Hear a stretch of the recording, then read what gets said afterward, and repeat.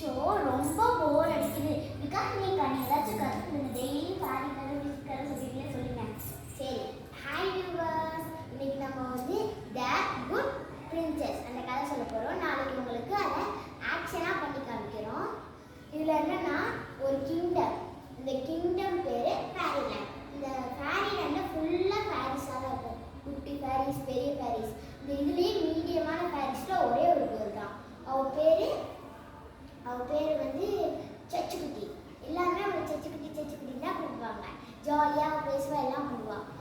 இன்னொன்று ஒரு இருக்குது. அதுக்கு அந்த கிங்டம்க்கு கொஞ்சம் தூரம் தள்ளி இன்னொன்று கிங்டம் இருக்குது. அது பேர் த விச்லேண்ட்.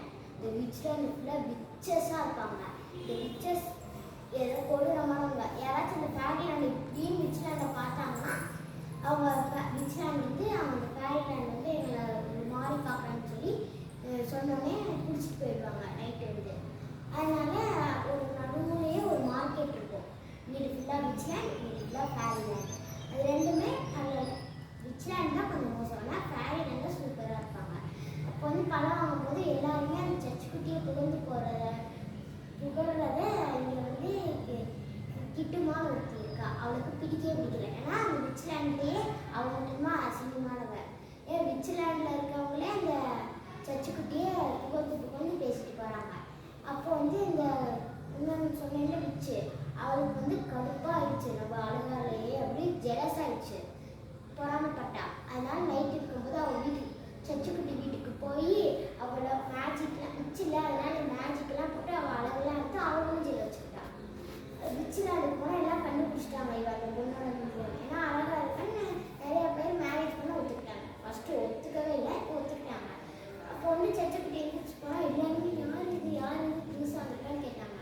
அப்போ வந்து பார்த்தா அவள் போய் கண்ணாடி பார்த்தோன்னே இன்னும் எவ்வளோ வசமாக இருக்கேன் அப்படின்னு சொல்லி பார்ப்பாங்க. அப்போ வந்து யாருமே ஃபேரிலேண்டில் அவளுக்கு வேலையை கொடுக்கல. விச்லேண்ட்கிட்ட போய் கேட்பா. கேட்டோடனே விச்லேண்டில் வேலை கொடுத்துட்டாங்க. ஏன்னா அவள் அக்லியாக இருக்காங்க, அதனால வேலை கொடுத்துட்டாங்க. வேலை கொடுத்தோடனே அவள் வந்து எல்லா வேலையும் நல்லா செஞ்சாள்.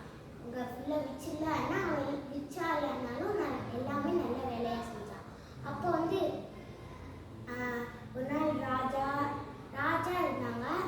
இருந்தாங்க, மந்திரி சுட்டு போயிட்டாங்க. அப்போ அந்த ராஜா ராணியோட பொண்ணு தான் அந்த விச்சு. அவள் அழகாக திட்டால அந்த விச்சு.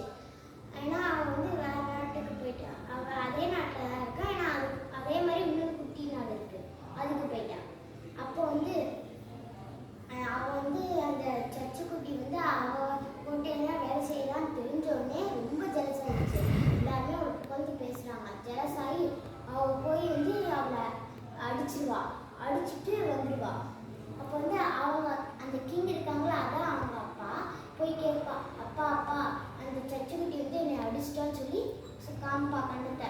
அவன் அந்த சூரியக்காரி வந்து கண்ணத்தை ஒரு விதமான மேஜிக் பண்ணி வீங்க வச்சிருப்பா. அதை பார்த்தோன்னே அவங்க ராஜா வந்து சச்சுக்குட்டியை அடித்து வெளியே திறத்துனாங்க. அப்போ வந்து அந்த இதுலேயே குட் விச் ஒரே ஒரு ஆள் இருந்தாங்க, நல்ல சூரியக்காரி. அவங்க வந்து மேஜிக் போட்டு காமிச்சாங்க, இதான் நடந்தது. அதில் பார்த்தா அந்த சூரியக்காரி தான் அடிச்சிருக்கா. சச்சுக்குட்டி எதுவுமே பண்ணல. அப்போ வந்து ராஜா அவங்க பகலன்னே பார்க்காம வெளியே திறக்கும் போது அவங்க அழகு போச்சு எல்லாம் சொல்லியிருப்பா அந்த சச்சுக்குட்டி. அதனால் திருப்பி கொடுக்க சொல்லும்போது சச்சுக்குட்டிக்கு நிறைய முடியே ரொம்ப தூரம். முடியை கட் பண்ணாமல் திருப்பி அழகு வரும்னு சொன்னதே அவள் யோசிச்சா சச்சுக்குட்டி. சரின்னு சொல்லிட்டா. அதனால் முடி இவ்வளோவா கட் பண்ணிட்டாங்க.